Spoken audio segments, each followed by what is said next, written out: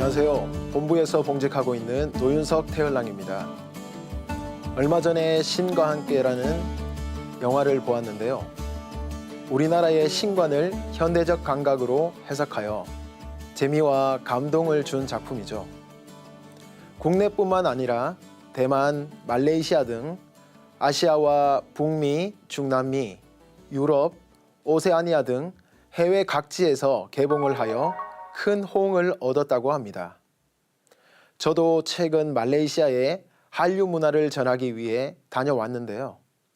그곳 수도 쿠알라룸푸르에서도 한국 문화에 대한 관심이 높다는 것을 실감하고 왔습니다. 특히 우리도 몰랐던 우리 한류 문화에 대한 내용을 전할 때는 웃음과 감탄이 저절로 나오는 것을 봤습니다. 가령 평창 올림픽 폐막식 행사를 예로 들어보면요. 거북과 꼭두가 등장하는 공연이었죠. 불의의 사고로 세상을 떠난 선수에 대한 추모 공연이 있었는데요. 꼭두는 신과 인간을 연결해주는 전령자로서 죽은 사람들의 상여의 인형을 만들어 앞세우곤 했습니다. 거북은 육지와 바다를 오가는 동물이죠. 신과 인간의 경계를 상징하며 삶과 죽음의 경계를 지나는 여정을 표현한 것입니다. 한류가 세계로 나가면서 우리 문화에 대한 관심이 높아지고 있습니다. 그런 가운데 영화나 드라마에서 사후세계에 대한 표현을 하는 것을 자주 보게 되는데요. 인간의 유한한 삶 속에서 거부할 수 없는 이 죽음이란 도대체 무엇일까요? 인간은 죽으면 어떻게 될까요? 누구나 마음에 품고 있는 의문이기도 합니다. 오늘은 이러한 사후세계에 대한 이야기들을 도전 말씀을 통해 살펴보고자 합니다. 삼성의 창업주 고 이병철 회장은 1987년 타계 한 달 전에 천주교 한 신부에게 이런 질문을 했다고 합니다. 영혼이란 무엇인가요? 인간이 죽은 후에 영혼은 죽지 않고 천국이나 지옥으로 간다는 것을 어떻게 믿을 수 있나요? 세상의 부귀와 권세, 명예를 누렸던 그도 어쩌면 평생 가슴에 품고 있었을 질문을 죽기 전에 했던 겁니다. 이러한 질문에 대해 한국 최고의 임사체험 연구가이며 한국죽음학회 회장인 이화여대 최준식 교수는 사후세계가 존재한다는 유력한 증거를 5가지로 알리고 있는데요. 그 첫째는 세계 종교인들은 모두 사후세계를 인정하고 있다는 것. 둘째는 영능력자 혹은 신비가들이 전하는 사후세계 이야기들이 증거이며, 셋째는 의사들도 사후세계를 인정하기 시작했다는 것입니다. 넷째는 체면을 통해 사후세계나 전생, 윤회를 탐구하고 있는 것이고, 다섯째는 임사체험자들의 생생한 증언이 수백만 건이나 된다는 사실은 가장 확실한 증거라고 꼽고 있습니다. 마지막으로 그는 죽음과 삶은 둘이 아니기 때문에 진짜 제대로 된 삶을 살려면 죽음을 알아야 된다고 말합니다. 죽음과 삶은 둘이 아니라는 말에 저도 감동을 받았는데요. 삶과 죽음에 대해 상제님은 말씀하십니다. 생유어사하고 사유어생하니라. 삶은 죽음으로부터 말미암고 죽음은 삶으로부터 말미암느니라. 사람의 죽음길이 먼 것이 아니라 문턱 밖이 곧 저승이니라. 이승에서의 죽음은 저승에서의 삶이 되고 저승에서의 죽음은 이승에서의 삶이 되는 것입니다. 이렇게 사람은 지상에서 여러 생애를 살아가게 되는데요. 한 번의 삶으로 모든 것을 마치는 게 아니라 여러 생애를 살아감으로써 이루고자 하는 목적이 있는데요. 그것은 바로 내 영혼의 성숙을 위한 것입니다. 인간은 누구나 죽음을 맞게 되죠. 죽음 이후에는 어떤 일이 벌어질까요? 죽어서 처음 가게 되는 곳이 있는데 그곳을 명부라고 합니다. 이에 대한 상제님의 말씀을 함께 보겠습니다. 죽는 것도 때가 있나니 그 도수를 넘겨도 못 쓰는 것이요 너무 일러도 못 쓰는 것이니라. 나의 명으로 명부에서 데려오라 해야 명부사자가 데려오는 것이니 각기 닦은 공덕에 따라 방망이로 뒷덜미를 쳐서 끌고 오는 사람도 있고 가마에 태워서 모셔오는 사람도 있느니라. 또 하늘에 가면 그 사람의 조상 가운데서도 웃 어른이 있어서 철부지 아이들에게 천자문을 가르치듯 새로 가르치나니 사람은 죽어 신명이 되어서도 공부를 계속하느니라. 죽었다고 당장 무엇이 되는 것은 아니니라.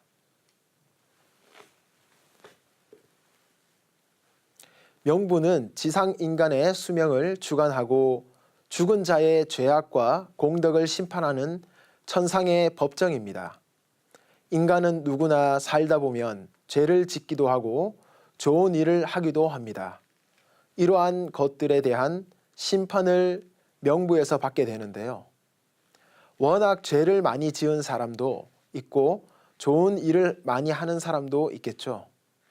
그에 따라 방망이로 목덜미를 쳐서 끌고 가는 사람도 있고 가마에 태워 모셔가는 사람도 있다는 말씀이 놀랍습니다. 또한 사람이 죽게 되면 설령신의 인도, 지도가 있음을 상제님 말씀을 통해 알 수 있는데요.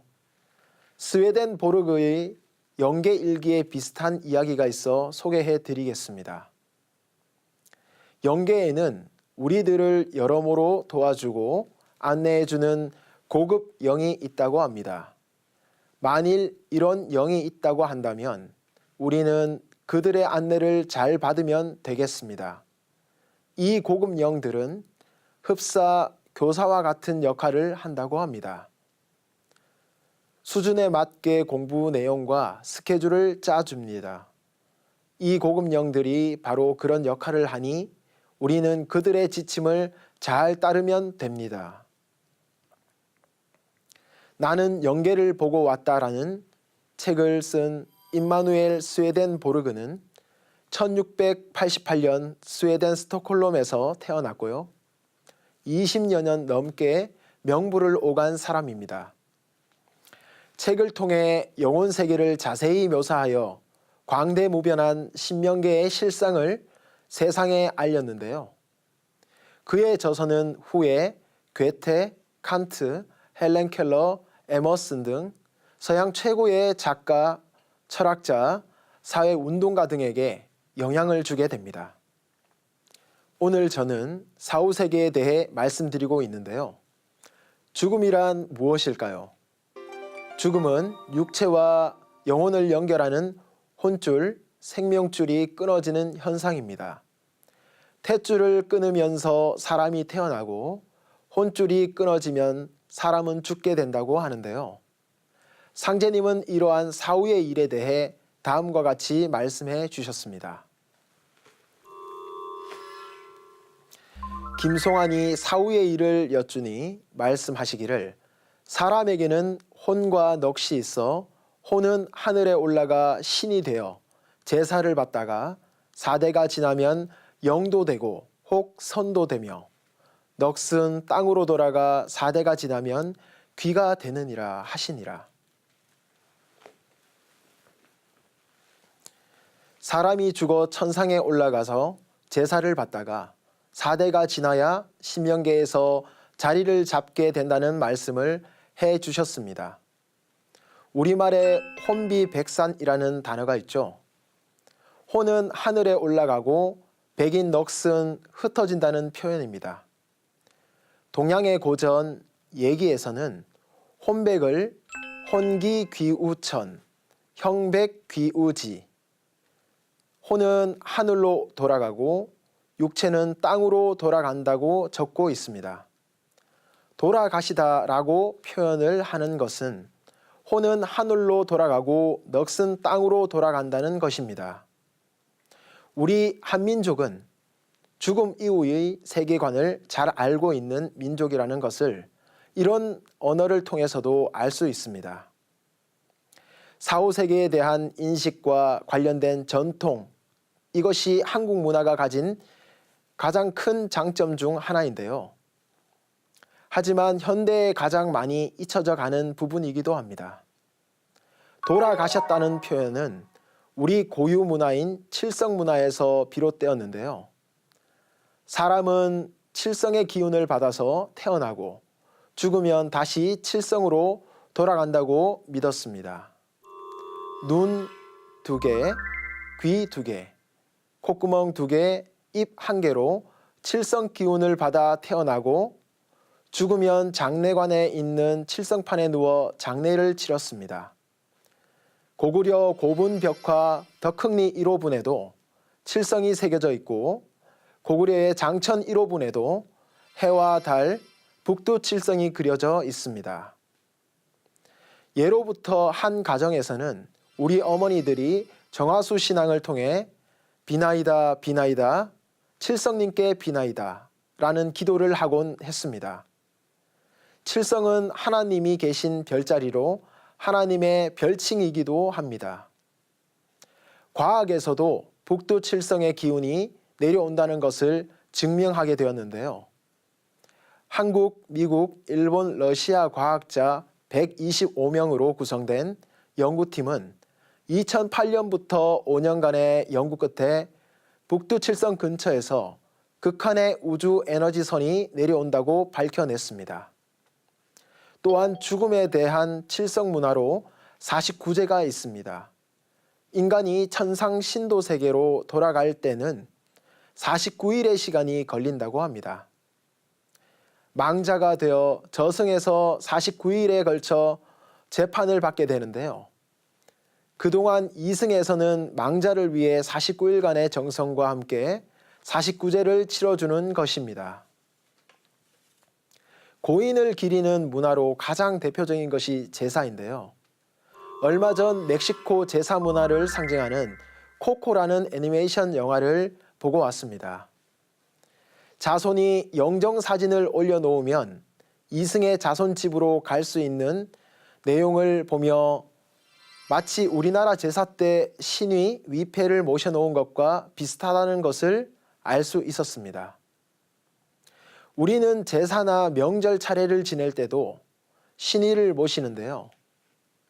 현고 학생 부군 신위 할 때의 신위는 신명의 자리라는 뜻입니다. 제사상을 차려도 신위를 모시지 않으면 신명이 오지 못한다는 것과 내용이 흡사했습니다. 영화에서는 조상신이 음식을 드시는 장면이 나오는데요. 상제님 말씀에는 신은 사람 먹는 데 따라서 흠양하느니라 고 하셨습니다. 또 증산 상제님께서는 무엇이든지 소원하는 바를 이루려면 천지에만 빌어도 안 되나니 먼저 조상에게 빌고 그 조상이 나에게 와서 빌어야 뜻을 이루느니라 고 하시는데요. 자손을 위해 끊임없이 노력하는 존재가 조상님이 아닌가 합니다. 천상에서 복을 내려주시기 위해 노심초사하는 조상님에 대한 태상종도사님의 말씀을 함께 보겠습니다. 우리 도생들은 언제고 수많은 조상들이 나를 보호해준다는 사실을 잊지 마라. 과연 수많은 내 조상 성신들이 나를 감싸주고 있고 그 은총으로 내가 산다 하고 항상 고마운 마음을 가져야 한다. 또 안경전 종도사님께서는 말씀하십니다. 도공으로 신도가 내릴 때 앞장서서 밀고 내려오는 신명은 각자의 조상신이다. 조상신이 맨 앞에 서서 나온다. 신명들은 내 자손, 내 집안을 먼저 찾는다. 이것은 어쩔 수가 없다. 인간 농사에서 자식 농사, 자손 농사가 가장 막중하기 때문이다. 나를 위해 끊임없이 기도해주고 보호해주는 존재, 그것이 바로 나의 조상님인 것입니다.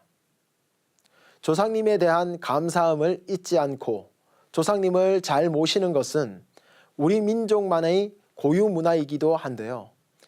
그 의미를 잘 새겨본다면 형식적인 게 아니라 우리 생활에 밀접한 연관성을 가지고 있는 소중한 문화입니다. 마지막으로 영적 성숙을 이룰 수 있다는 윤회에 대해 말씀드리겠습니다. 윤회의 목적은 무엇일까요? 인류는 우주의 봄, 여름에만 성장 발전하기 때문에 봄, 여름의 시간의 끝자락인 하추 교역기에 윤회가 가능합니다. 어떤 목적으로 이 세상을 살든지 우주의 봄, 여름 동안 윤회하며 성장해 왔던 나의 영혼이 우주의 가을 개백기에 성숙된 인간, 성숙된 영혼으로 거듭나는 것이 우주 봄, 여름 윤회의 최종 목적인 것입니다.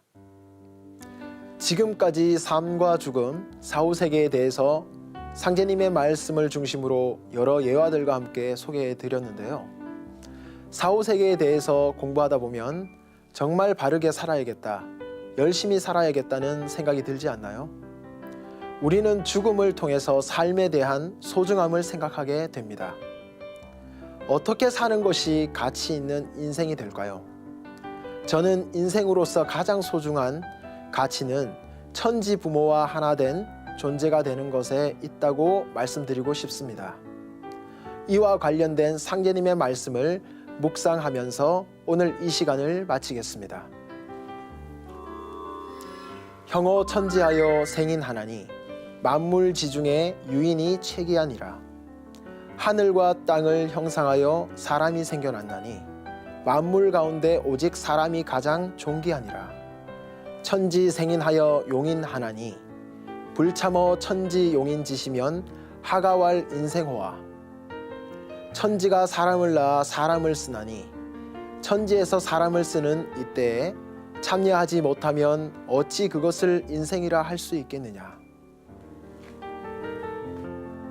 감사합니다.